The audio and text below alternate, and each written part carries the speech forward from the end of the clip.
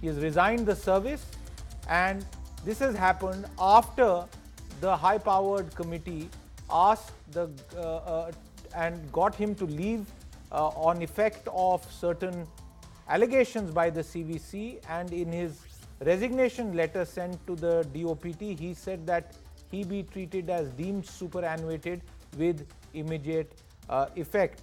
Meanwhile, the Delhi High Court has dismissed the pleas filed by another CBI officer, Rakesh Asthana, and Deputy SP Devendra Kumar, seeking quashing of the FIRs filed against them.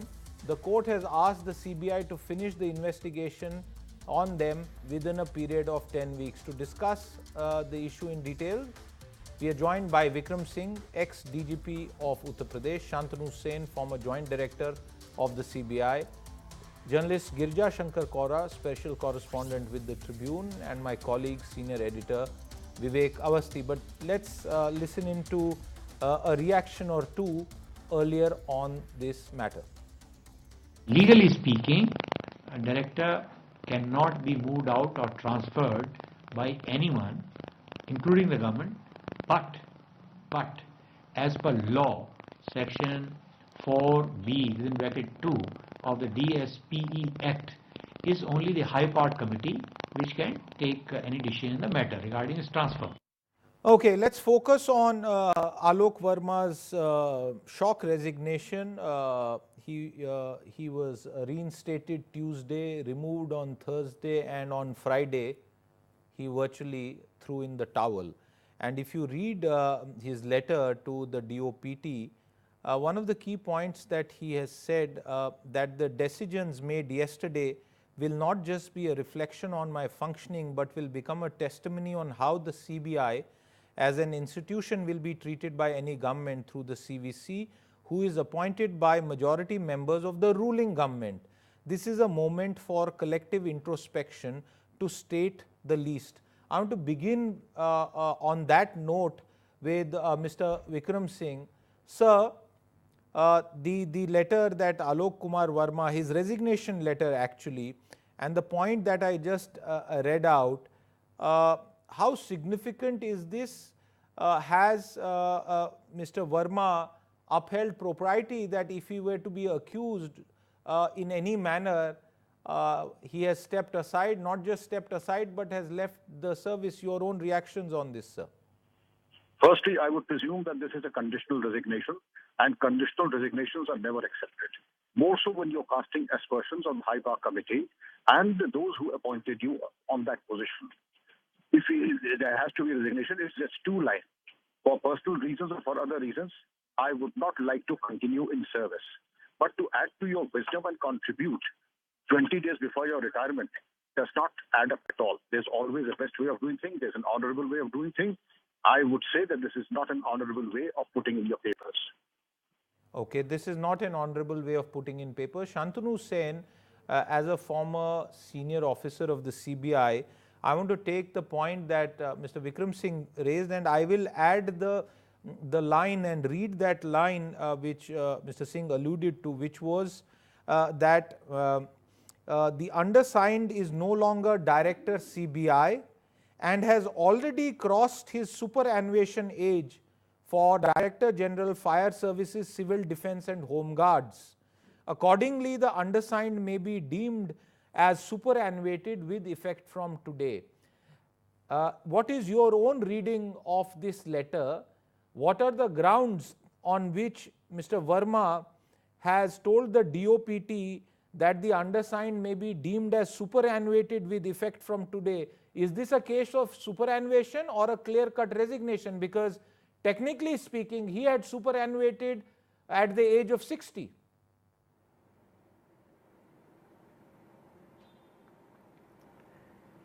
Mr. Alok Verma is playing the victim, and he has a right to do so. However, the unfortunate circumstances they may appear to be, the fact is that there were serious charges made against him by his number 2, and he also had serious charges against his number two. He registered an FIR against him. Mr. Asthana has been writing about him to the cabinet secretary and to the CVC. They were making inquiries where the director was not really responding, and all these things started in July and they have come home today. He is feeling hurt. He has dashed off a letter, and he has a right to do so. The position of Director CBI and DG Fire and Safety really are poles apart. And he's right. He retired in January 2017, and this was a tenure post which he had a right to continue for 2 years. However, for the first time in the history of the CBI, a serving director was found at fault. Corruption charges were made, and he has sought to rid himself of this post. Whatever be the language of this letter, in fact, he has decided to hang up his boots and go home. I would like to leave it at that. Okay, I want to go to Girija Shankar Kaura, and I don't know if you have read the whole letter. I presume that you have. And the point that Mr. Shantanu Sen raises, on that, Alok Verma says that the selection committee did not provide him an opportunity to explain the details as recorded by the CVC before arriving at the decision. Natural justice was scuttled and the entire process was turned upside down in ensuring that the undersigned is removed from the post of the Director CBI. The selection committee did not consider the fact that the entire report, CVC report, is premised on charges alluded by a complainant who is presently under investigation by the CBI. I ask you, Girija Shankar Kaura, that has injustice been done to Alok Verma, and were the charges serious enough in the manner they were conceived to have removed him?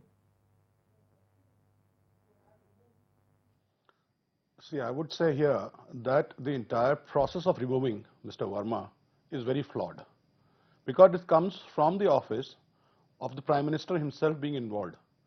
See, his office is also involved in certain corruption charges which Mr. Verma was trying to probe.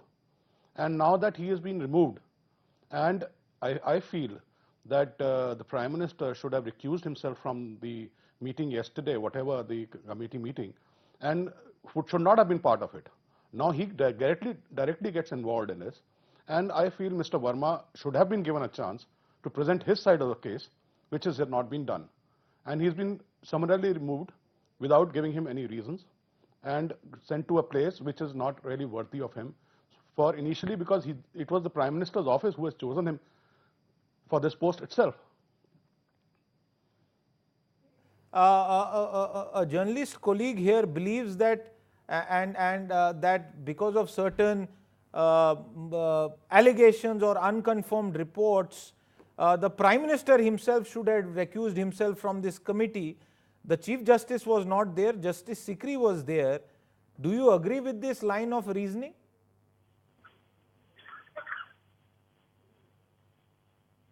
Mr. Vikram Singh, that question was for you, sir. Oh, well, Mr. Siddharth, I would like to react.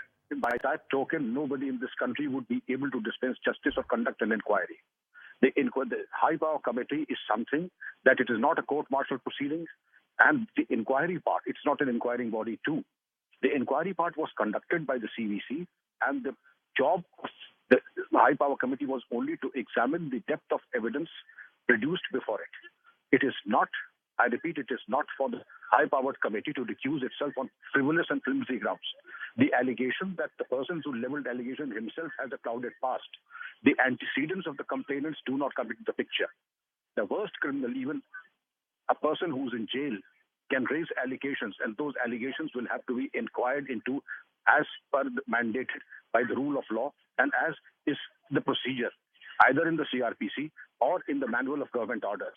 You cannot say this person has a dubious background, therefore his allegations have no substance in them. Okay. Mr. Singh, do you believe that the letter, because you raised this issue and said that it was a conditional resignation, I ask you this question once again upon reading the letter once again, that nowhere has he used the word that I resign. He is just referring to the fact that he may be deemed as superannuated. What is the intent, therefore, sir, in writing those words? A conditional resignation. He has sought premature retirement because premature retirement is a specific format on which you have to apply.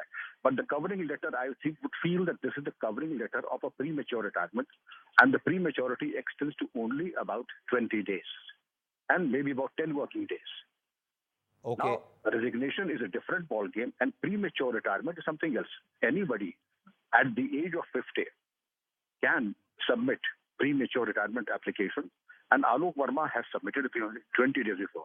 As Mr. Shantanu said, he is playing the victim card. Well, it is his prerogative, but a soldier just fades away. It does not act like a martyr as he's trying to be. I really don't know what the agenda is, but I would rather that. But has he not been denied? Has he not been denied an opportunity by the to sort of defend himself, or in such circumstances, such an opportunity was not required to be given to him? Mr. Siddharth, there are two things. One, that when the CVC inquired, that was the time and the opportunity to ask for explanations and give the particular version of the party accused. Secondly, after that, there is something known as prima facie guilt. If there is overwhelming evidence, one can conclude there is prima facie overwhelming evidence. Then there are cases where a person is just dismissed from service by the provisions of Article 311 of the Constitution of India, where no justification needs to be given. It depends upon what kind of evidence there is. Of course, I am not privy to it, but there is an axiom that if there is overwhelming, incontrovertible evidence, then whether it's Alok Verma or anybody, of course, the High Power Committee is well within its rights to show anybody the gates. Why not suspend him? Is the post of DG, DG Fire Services, Civil Defense and Home Guards, can that have a person as the DG who has charges against him? I find that argument a bit off, sir, if you really allow me to say that. No, please, certainly you have every right to contradict me or disagree with me. But I certainly feel that perhaps they did not want him. I would say that the magnanimity of the committee was they could have jolly well suspended him, when no other than Mr. Khadge said that 4 allegations stand substantiated. And in respect of the other 6 allegations, the inquiry was under progress. The very fact that 4 investigations, rightfully so, he could have been placed under suspicion. I would say that it was the magnanimity of the committee that they did not suspend and did give him an opportunity to serve for the next 20 days of his service as a DG Fire Service and DG Home Guards. Okay. Vivek Avasthi, I am coming to you now. Vivek, what does this represent? Is this further sort of, does this give some more talking points to the opposition, or is the matter over and Mr. Alok Verma, as our colleague Shantanu Guha has been reporting about, is perhaps evaluating some of his legal options? What is your own assessment? My own assessment of the thing is that this is the most disgraceful exit to any senior IAS of the country, and it has been done for the first time in the history of the Central Bureau of Investigation. As it is, the faith of people in the agency had eroded quite a bit, and this will further damage, the reputation of this institute called the CBI. And another point I would like to say over here, कि एक meet कारोबारी मोइन कुरैशी अब तक 3 CBI directors की कुर्बानी ले चुका है. The first was AP Singh, Ranjit Sinha, and now it's Alok Verma. Okay, I want to come back to you, Girja Shankar Kaura, and this is again the point that you made, and I think when you said that the Prime Minister should recuse himself, what were, the point that you made is perhaps not taking into account the fact that a Supreme Court judge has voted with along with the Prime Minister, and therefore we got this 2:1 verdict. Why are you ignoring the fact that no less than an honorable Supreme Court justice has concurred and voted for Mr. Verma being sent out of the CBI? Siddharth, I don't know. I mean, I can't say comment on that. But the point is that it was only 2 days ago that Supreme Court itself had, reappointed Mr. Verma as the, head of CBI. Now, how did that happen? That suddenly he becomes. Pardon me, I didn't get you. No, I was saying that was a reappointment. The Supreme Court order in itself had said that the high-powered committee will go into all matters against Alok Verma, so which is what the committee has done. So where is the contradiction? There is no, but point is that when Supreme Court reappointed him, it had very clearly said that Mr. Verma can take, no policy decisions. But policy decisions, what are the policy decisions we are talking about? Everything comes under the ambit of the CBI director. He could have reopened the cases. He could have gone into the, again into the, the investigations of various cases, including the Rafale, which has become the main point of, his getting transferred and his being, moved out. That was the problem or the Achilles heels in the government going forward. So this is where he could have restarted it, and in the 20 days that was left with him, he could have, because the Supreme Court very clearly did not say what are the major policy decisions, what are the decisions he can take, what he cannot take, but it let it be ambivalent. So now that he could have done that, the government has gone ahead and taken this route and shunted him out. Okay. Let's also connect with my colleague Shantanu Guha Ray. I'll request my producers to bring him on before I go back to you, Vivek. And the larger question I am asking you, Vivek, is that while we have seen all of this happen, there is also a related development for Rakesh Asthana. There is also a report that government has provided sanction to go ahead and prosecute 2 former finance secretaries. What do you make of all of this? Actually, if you talk of Rakesh Asthana and you talk of Alok Verma, I don't think both of them have been treated on the same page. They've not been treated at par. The yardstick for any such allegation which there was against each other, they had both made allegations on each other, they were almost similar. That was of corruption. While Mr. Verma said Asthana was corrupt, Mr. Asthana said Mr. Verma was corrupt. So both were leveling equal allegations against each other. Once you are just shifting Alok Verma, a senior official from the rank of Director CBI, to DG Fire Services, Civil Defence and Home Guards. So it is natural that he won't go there, because it is many years before he's crossed that seniority limit when he would be placed there. But what has been done about Mr. Asthana, the government has not told anyone so far. One is being punished and one is being exonerated or being left free. So this, I think, is not justice met properly. You feel that it is not justice that has been provided. Before I get my colleague Chetan on the phone, let me go and head across to Mr. Shantanu Sen. Mr. Sen, comment from you on what lies ahead for the CBI. Number 1 and number 2 gone, interim director in place there. He has cancelled the cancellation of the transfers. For the CBI, what lies ahead, sir? There is a lot of confusion in these arguments which I have been hearing. There is a lot of premise which is not quite correct.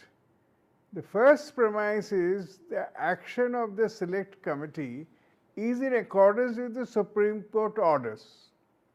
Supreme Court itself realized long ago that the superintendence of CBI should be removed from the director, from the Department of Personnel and given to the CVC. CBC is a statutory body which received constitutional authority in 2003. It was created in 1964. Now, the Director CBI is subordinate to the CBC in every way in the working. However, in his appointment, he is appointed by a select committee, and that is also under the Supreme Court's directions. Now, the CBC indicted the director, and CBC advised that he should be removed, at least sent on leave till the inquiry is completed. Inquiry might have led to criminal action. The Supreme Court has not quashed that. Supreme Court maintains that the CBC inquiry is justified. Supreme Court went ahead and reappointed him, but conditionally made him a lame duck director, virtually kept him on leave because he had no real powers to initiate any action. He could only take action on matters put up before him. So thereafter, it's his direction that the select committee should decide. The select committee has properly considered the matter for over 2 days, 4 hours, heard everybody, and examined the CBC report and taken a stand. So there should be really no criticism on the action on part of the select committee. Right, sir. Questioning the select committee at this is going to create a confusion. Now, on the question which you have raised, the CBI has 6,000 men, 4,000 officers, 18 joint directors, over 30 DIGs, and over 100 odd SPs. They are functioning, and they are functioning without interruption. They are putting up papers, they are investigating, they are carrying out charge sheets, they are doing raids. Nothing has happened to the CBI. The interim director is acting on papers being put up to him. Right. Yes, the initiative of the director has been curtailed. A new director will be appointed, and this is a lesson. Now the future directors should be those who have experience of CBI. Mr. Kharge had rightly raised the matter that Alok Verma was not fit to be Director CBI. This is a very important point you raised, sir.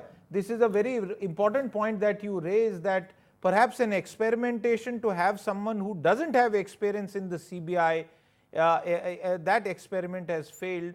I want to go to my colleagues Shantanu and Chetan on the last part of the program, and before I go to Shantanu, to ask him what is likely the next step by Alok Verma, because there were reports that he was seeking legal counsel, but now that he has put in his papers, is his chapter over or not? But before I do that, Chetan, I want you to come in on earlier reports about the government providing the prosecution nod for two former finance secretaries. Can you explain to us the basis of those reports and what are the details? Well, Siddharth, this was a long pending decision of the government, but what we were inferring from various CBI sources was the fact that it was not really expected at this point of time that the government would give a nod to IAS officers who were involved in the alleged scam. Well, the government had given nod to prosecute the ministers involved, but prosecuting the IAS officers really who worked on the condition of as per the directions of the minister was really a shocking news today, with various CBI sources in fact telling me that this was not expected, especially at this point of time and this point of juncture wherein an officer was brutally sacked by the government, and another officer of a very credible institution, Mr. Ashok Chawla and Ashok Seth, has been given the nod by the government. So now various shock ripples that I could hear from various sources in the CBI and in the government as well. But now the next step would be is to very crucially keep a watch out if Ashok Chawla resigns from his seat. Last time when I spoke to various officials close to Ashok Chawla, I was told that once the government gives a nod to the CBI to prosecute Ashok Chawla, Ashok Chawla might have to put down his papers. So now it will be very crucial in this point of time that Ashok Chawla might have to put in his papers. Okay, so that's news from earlier today, and this is not connected directly with the Alok Verma issue because there have been allegations and FIRs naming these officers, but the larger question that comes up is what will happen to bureaucratic decision making post these the government's nod to prosecute former IAS officers Ashok Chawla and Ashok Jha, both of whom have been union finance secretaries, and that is not a position that can be trifled with. Shantanu, one final point really on this conversation which is trying to take account of Alok Verma. Earlier today there were reports, you yourself dwelt upon what Alok Verma was planning to do. Now that he has resigned, Shantanu, which way is he headed? What is likely to happen? Is he going to put up a fight, or has he thrown in the towel and walked away from the ring? That if he had fought, he would have fought. The fact that he actually kept quiet and quietly sending a resignation shows that he has no inclination of fighting. At the most, he could consult some legal opinion. The basic premise on which he was arguing has fallen flat. There is no argument that once the CBC has given you a platform to speak, the panel will again give you that platform. So he has got his time, and that time is over. By putting his resignation letter, putting his resignation letter is only merely saying that you should hear me out and this is wrong and all of that. But that's too late for that. So it's too late for that, and perhaps as far as Mr. Verma himself is concerned, he's thrown in the towel. But I get the sense that the saga at the CBI, the ping pong of transfers and the back and forth is not over. But one would end this show, and before I thank my guests, to say that hopefully quick decisions on competent officers who understand the CBI will be made, and this premier agency will come back on track, at least at the topmost levels, so that the actions that it is required to do are taken, and taken in good time. Once again, thank you very much to all my guests, Mr. Vikram Singh, Shantanu Sen, Girja Shankar Kaura, my colleagues Vivek Avasthi, Shantanu Guhare and Chetan Bhutani. With that, it's a wrap on this edition of The Big Story. More news and updates continue on the other side of a very short break. Stay with us.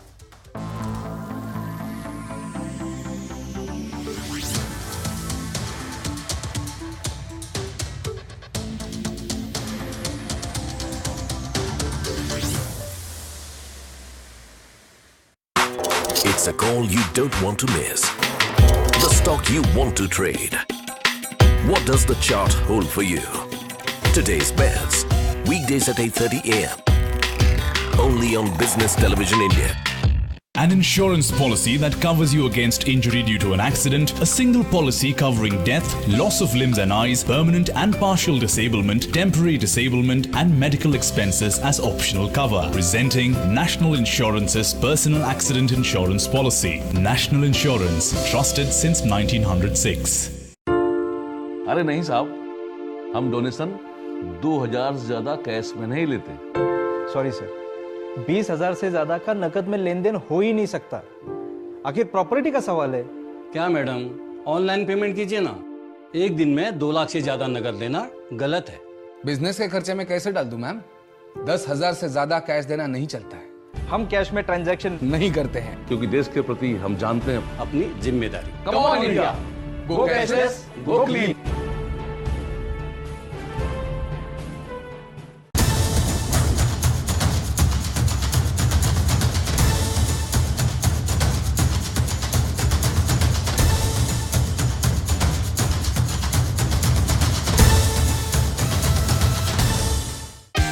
India's largest banking event, bringing together industry leaders and thought experts to discuss pressing issues and find answers to the big questions.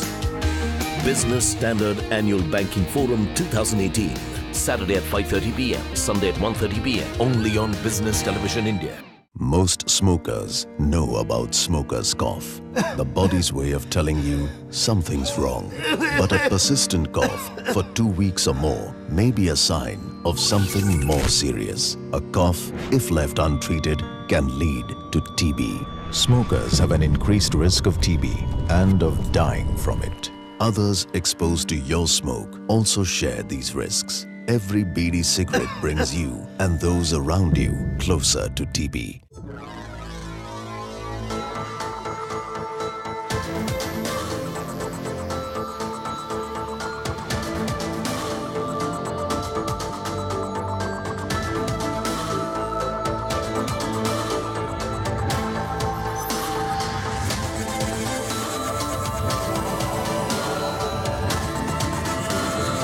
You're watching Business Television India.